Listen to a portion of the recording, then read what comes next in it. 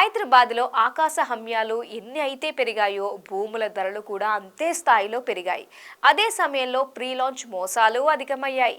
Real ఎస్టేట్లో లాభం ఎక్కువ వస్తుందని చెప్పి ఇతర రంగాలకు చెందిన వారు గతంలో ఎన్నడూ లేని విధంగా నిర్మాణ రంగంలోకి అడుగుపెట్టి ల్యాండ్ లాట్స్ దగ్గర కొంత అడ్వాన్స్ ముట్ట చెప్పి ప్రీ లాంచ్ల్లో ఫ్లాట్లను అమ్మటం మొదలెట్టారు.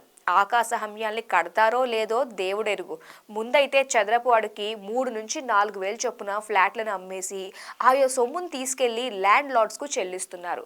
నిర్మాణం కట్టడానికి చేతిలో సొమ్ము లేక దొరికిన చోట అప్పులు చేసి ప్రాజెక్టును సకాలంలో చేపట్టక బయ్యర్లకు చుక్కలు చూపిస్తున్నారు. మరి హైదరాబాద్ మరో గుర్గావ్, నోయిడా తరహాలో కాకూడదంటే ఇలాంటి విపరీత పోకడలకు అడ్డుపడాలి. అసలు ఎందుకు ఈ విపరీత పోకడలు హైదరాబాద్లో ఆరంభమయ్యాయి? వీటికి అడ్డుకట్ట పడాలంటే ప్రభుత్వం ఏం చేయాలి? రియల్ ఎస్టేట్ గురువు అందిస్తున్న ఎక్స్క్లూజివ్ స్టోరీ మీకోసం.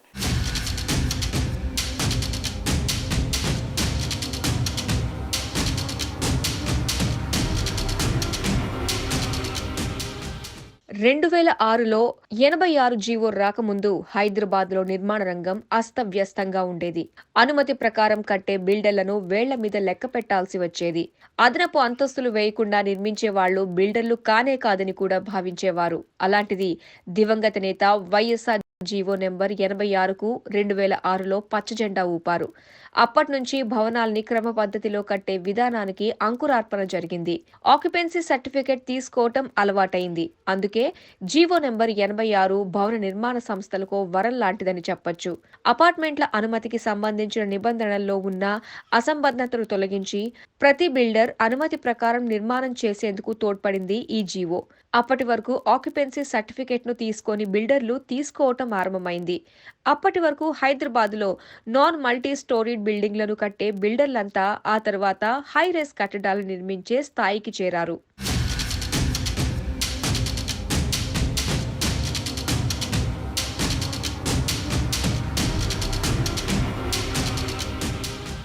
86 జీవో టేబుల్ 4 కింద ఉన్న 55 మీటర్ల బిల్డింగ్ హైట్ తర్వాత ప్రతి 5 మీటర్ల ఎత్తుకు వెళ్లే కొద్దీ 0.5 మీటర్ల మేరకు అదనపు సెట్ బ్యాక్ ను తప్పనిసరిగా వదిలిపెట్టాలనే నిబంధనను విధించారు.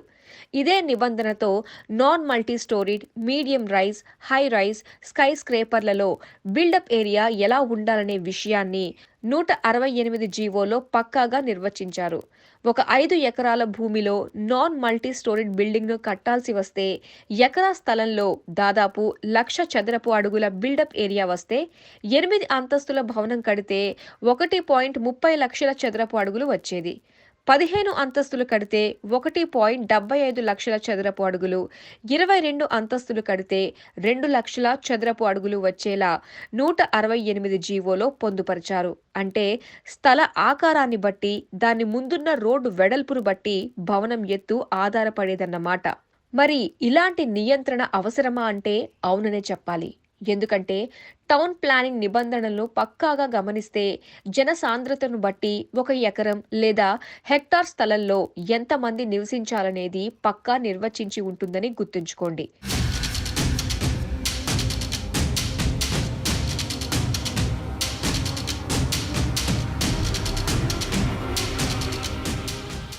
అంతకంటే ముందు వరకు ఎకరం స్థలంలో రెసిడెన్షియల్ అపార్ట్మెంట్లు మహా అయితే 2 లక్షల చదరపు అడుగుల బిల్డప్ ఏరియా వస్తే జీవో నెంబర్ 50 వచ్చాక 4 నుంచి 5 లక్షల బిల్డప్ ఏరియా రావటం మొదలైంది.